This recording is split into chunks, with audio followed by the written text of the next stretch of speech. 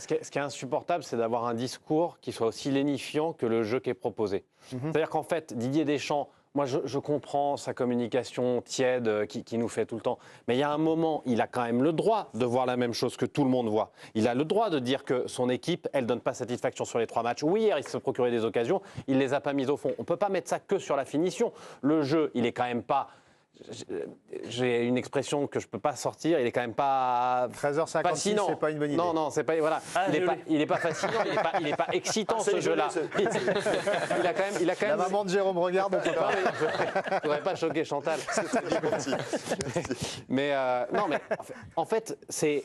Moi, je comprends qu'il y ait une forme de communication qui puisse limiter un peu l'ardeur parfois médiatique, mais il ne peut pas. En fait, il ne peut pas mentir à ce point-là. Il ne peut pas dire qu'il est content. Et tu ne penses pas qu'il y a un discours face aux médias? Enfin, Timothée, t'es naïf. Non, mais évidemment qu'il y a un discours face aux médias. Aujourd'hui, il a dû leur dire. Hier soir, il a dû leur dire. Mais c'est-à-dire que même face aux médias, il y a un moment où tu ne peux pas mentir en permanence.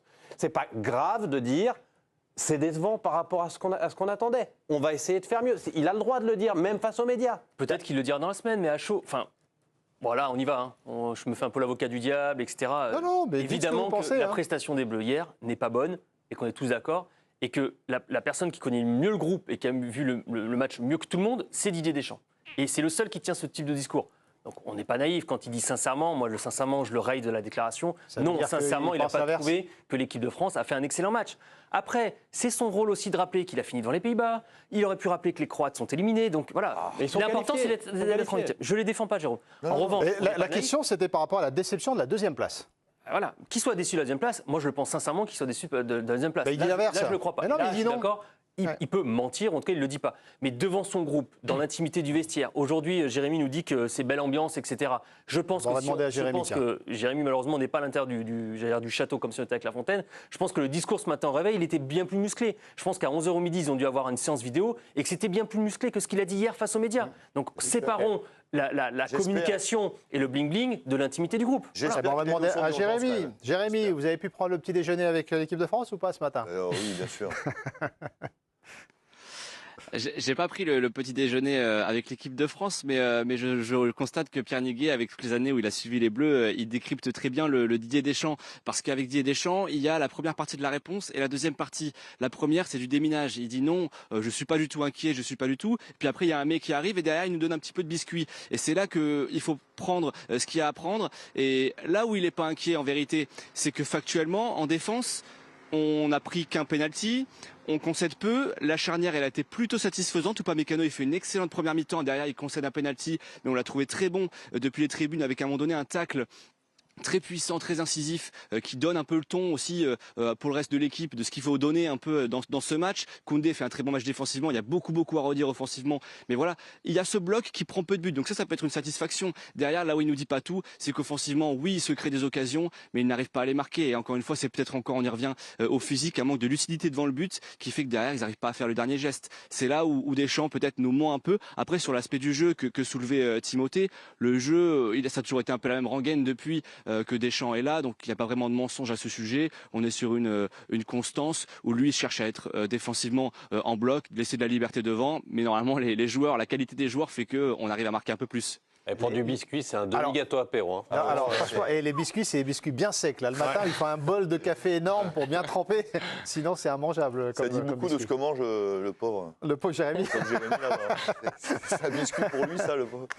Alors, plus sérieusement, est-ce que vous sentez qu'il y a un début de perte de la main de la part de Didier Deschamps qui est une variation, enfin, je ne sais pas, est-ce qu'il y a un monde entre ce qu'il voit et ce que les autres voient? Il a deux postures. Ouais. Moi, une posture que je comprends et une qui m'insupporte.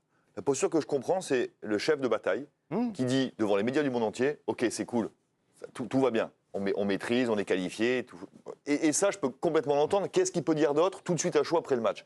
Même si moi, j'ai envie d'entendre, on peut vraiment faire mieux. Et cette première place, on n'avait qu'à battre la Pologne, l'immense Pologne, équipe la plus faible quasiment de la compétition. Et j'aurais aimé qu'il nous dise ça. Il n'a pas dit, mais je peux le comprendre.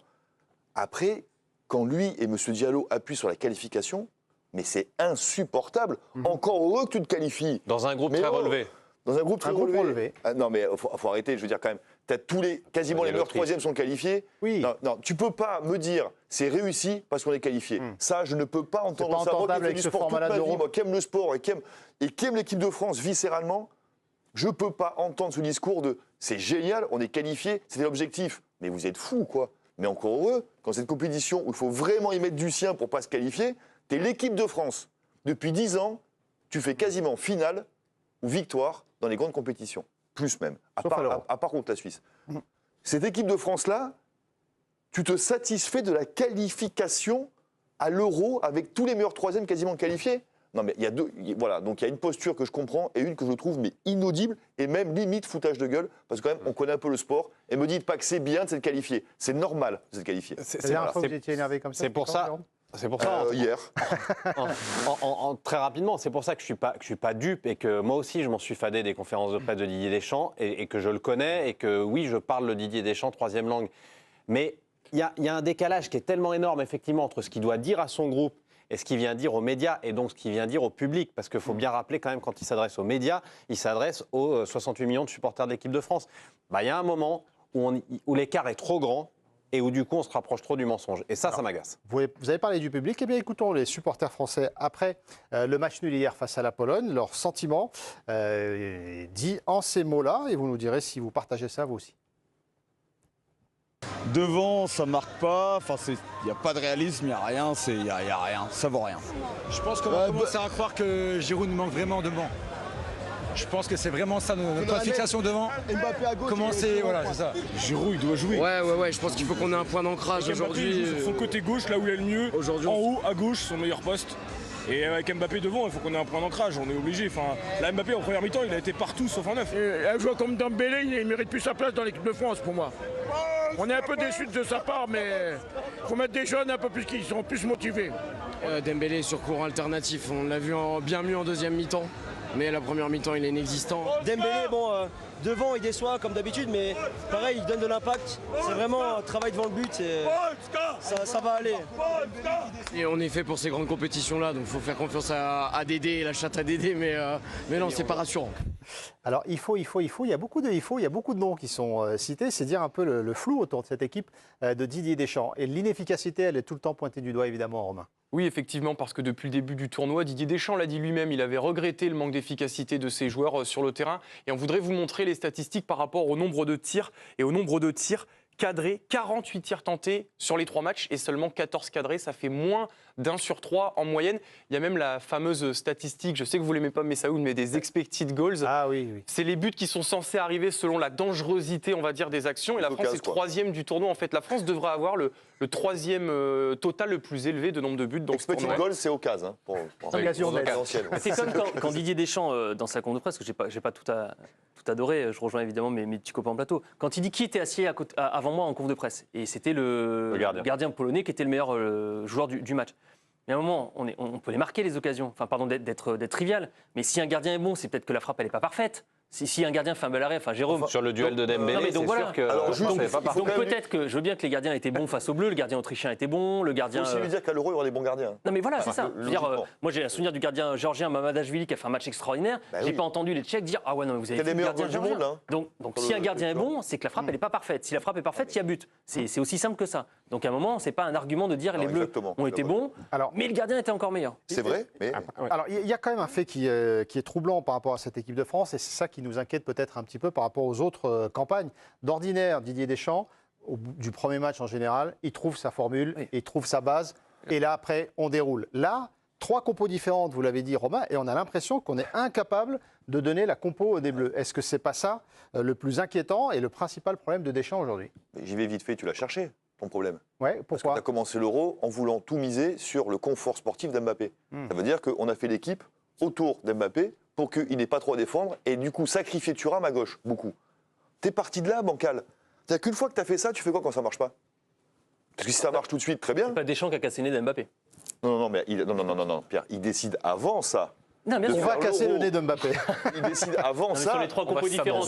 Mais il décide de faire ça avant le casser, de dire ok, je sacrifie un ou 2 joueurs. D'ailleurs, parce que finalement, il y a 2 perdants. C'est Griezmann qui est déclassé sur le terrain et du coup après un peu socialement dans le groupe aussi, mais on en reviendra. Et puis Thuram, le pauvre, qui joue à 2 en pointe à l'Inter avec Martinez et que tu se retrouves ailier gauche. Donc ça peut pas aller. Et si ça marche pas ça, et si en plus tu as une tuile type physique, type Mbappé, eh ben là, ça redistribue encore tout. Didier Deschamps, qui est d'ordinaire et prévoyant, enfin qui voit loin, là, il a vu trop... Pas plus loin que le bout du nez de Mbappé, entre guillemets, là, pour ce choix. Je sais pas, je vais encore être taxé de le défendre un peu, mais... Ah non, mais changer vous pouvez, compos... Non, mais je ne veux pas le défendre, mais changer ses compos qui n'ont pas fonctionné. 2018, l'Australie joue en 4-3-3, ça ne fonctionne pas. On bascule en 4-4-2 asymétrique, on est champion du monde. L'Euro 2016, la phase de poule, elle est compliquée. Mi-temps contre l'Irlande, on l'a assez raconté. Il change, il met Griezmann en 10. Les Bleus vont en finale. Se réadapter tactiquement quand il fait des erreurs, il sait le faire. En revanche, là où je suis d'accord, c'est qu'on va attaquer les huitièmes de finale avec 3 systèmes tactiques testés, aucun de convaincant, des hommes qui ne sont pas convaincants, et surtout, tes tauliers du groupe, tes leaders du groupe, qui commencent doucement à être en danger. Mbappé, parce qu'il n'a pas assez joué, c'est pas de sa faute. Et Giroud Griezmann, meilleur passeur des Bleus de l'histoire, meilleur buteur des Bleus de l'histoire, qui hier ont dû attendre l'heure de jeu pour rentrer sur la pelouse. Et ça, effectivement, c'est de la faute du staff de l'équipe de France. Il a perdu ses repères, Didier Deschamps, pour vous ou pas, Timothée? Non, justement, il se raccroche à ses repères. Pour moi, le problème est là, c'est-à-dire qu'en fait, il cherche son assise défensive. Il l'a trouvé, parce que cette équipe de France, elle ne prend pas de but. Hier, tu concèdes une énorme occasion sur la tête de Lewandowski et un but sur penalty. Mais sur le début de la compétition, elle est très solide, et notamment avec ce milieu à 3. Ce qui se passe, c'est que quand tu pars de ce principe en disant on veut d'abord une base solide, et après... on va voir comment ça se passe en attaque. Pour le moment, c'est sur l'animation offensive qu'il n'a pas trouvé la clé. Et je rejoins Jérôme. Le problème, c'est que l'attention est trop focalisée, trop polarisée sur Kylian Mbappé. À un moment, fais tes choix. Mets-le là où toi, sélectionneur, tu penses qu'il est bon et pas là où lui pense qu'il est bon. Et essaye de trouver une animation cohérente. Mbappé... il est bon avec un point d'appui. Il y a des joueurs qui savent jouer en point d'appui. Il y a Giroud, on l'a dit, mais moi je suis convaincu que si tu demandes à Marcus Thuram de le faire, il est capable de le faire aussi. Et ce qui est compliqué, c'est qu'on a l'impression qu'Mbappé ne sera jamais au top sur cette Euro. J'en vois les déclarations, enfin le décryptage de Rudy Garcia dans le journal ce matin à l'équipe. Ce sera difficile de le récupérer totalement Même lui, il l'a dit. d'ici la fin de l'Euro. C'est ça qui est encore plus compliqué. Quel est le grand match d'Mbappé? Allez, je ne vais pas très loin. Depuis janvier, citez-moi un grand match d'Mbappé. Allez-y. 8e retour contre la Real Sociedad. Oui, ou le quart retour contre le Barça, mais il fait pas un grand match. C'est pas lui qui fait. La révolte contre le Barça, c'est Barcola et Dembélé. C'est pas lui. C'est tout ce que j'ai trouvé. Voilà, mais voilà, donc c'est vrai que ce joueur-là. Hein, le match à Brest. Quand il gagne 3-2. C'est en deuxième partie de saison. Non, c'est à l'avant parce que le retour c'est 2-2 au parc. C'est en août. Ah, ok. Donc ça veut dire que depuis 6 mois, on est sur un joueur hors norme, ça ne se discute pas. Mais hors norme, pas hors norme, mais qui depuis 6 mois n'a pas fait basculer un grand match, ni en bleu, ni au PSG. Ça veut dire que comment tu veux récupérer à l'Euro à 110%, non? Déjà, c'était Mbappé à 60-70%. Ça, c'était avant le nez. Avant le nez, C'était avant le nez, ça. Donc déjà, voilà, c'est compliqué. Et puis, il refuse, c'est manifeste, il refuse le déséquilibre Didier Deschamps. En première période, on se procure 5 grosses occasions, hier. Et on en concède 2. Ça veut dire que si tu es à plein sur ton efficacité, il peut y avoir 5-2. Mais ce n'est pas ce qu'il veut, Deschamps.